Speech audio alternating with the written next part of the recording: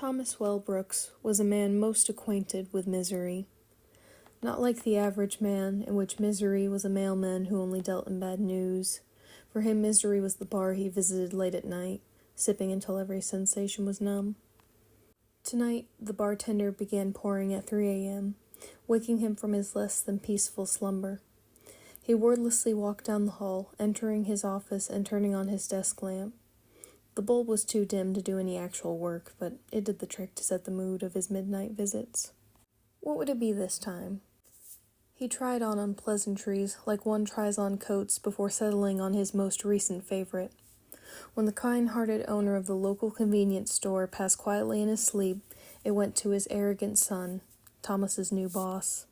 The owner's son was every conceivable definition of an asshole, in a way that was almost contradictory.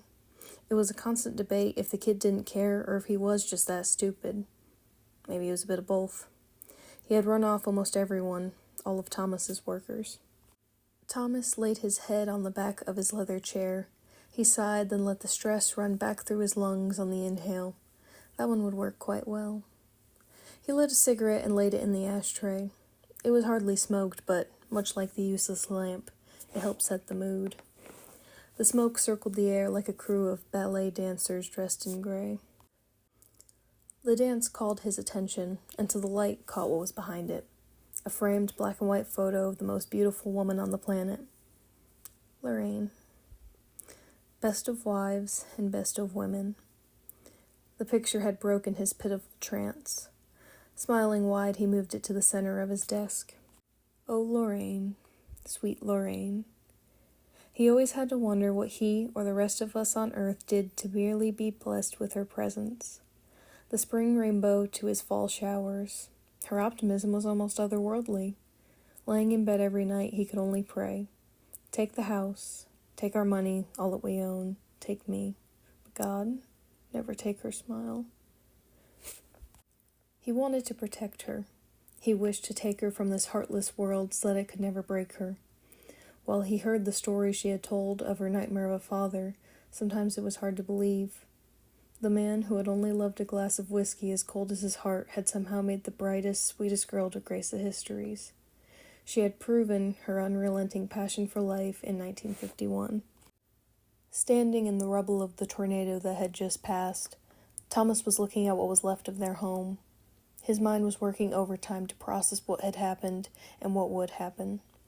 He hardly noticed Lorraine, who had turned on the radio in their flipped-over car and was walking over to him. She took his hand. When will be the next time you have an excuse to dance in the rain? He could have called her crazy, or not responded at all. No one would have blamed him. But instead, he let her lead him to the empty street. They danced and laughed until the rescue party arrived, stunned at the sight of them. Over 20 years later, they still have a chuckle about it over dinner. This was not to say that she was naive or childish. She had mourned the loss of 38 Baker Street as much as he did. She just saw the world differently than most, a way of thinking he could never seem to understand. This misunderstanding did not go both ways. She understood the way he thought and made no effort to change him, a line Thomas wishes he could say he never crossed. If asked, he wouldn't be able to come up with a justifiable reason why she stayed. He was sure she was everything right with the world, all 7 heavenly virtues in the flesh.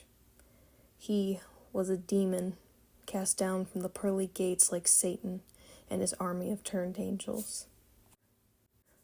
But she stayed, even during his night trips to his office. She would get up at the same time, others she would slump in 10 or 20 minutes after him, but it was always the same. She sat opposite of him and waited till he was ready to go back to bed. She didn't say anything, letting him talk if he wanted to. He often didn't.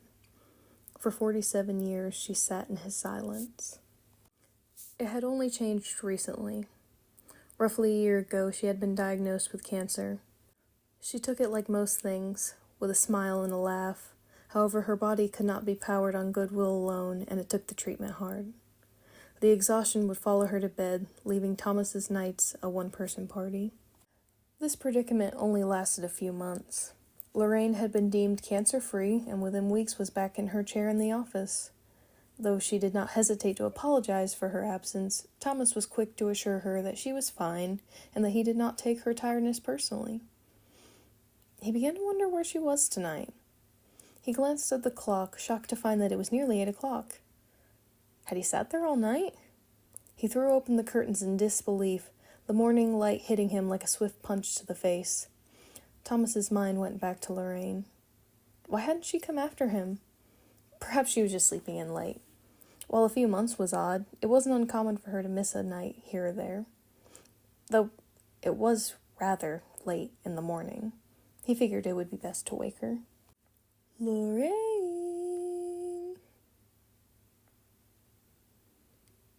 She felt cold. So cold. He shook her more violently, but she still wouldn't move. Her face was emotionless. He tried to shout her name, but the air in his lungs was like syrup. He put his hand on her chest and felt nothing. Thomas stumbled into the kitchen, using the phone to call 911. After getting off the phone with the operator, he returned to the bed to hold Lorraine's hand until the ambulance came. Hours later, he was sitting in the hospital, knowing what was to happen. They were going to tell him that she was dead. He already knew that. He felt her cold body. The vultures poked and prodded at her to tell him what he already knew. Now they were standing over him as though they had all the answers. All he wanted to know was why. Why was his sweet Lorraine taken from him? Dr. Markrow, who had been treating Elaine earlier that year, was there, but before he could even get a word out, Thomas cut him off. How did it happen? The cancer. The cancer? This time he did not mean to be rude. The shock had caused the words to tumble out of him. The doctor put a hand on his shoulder. Yes, cancer.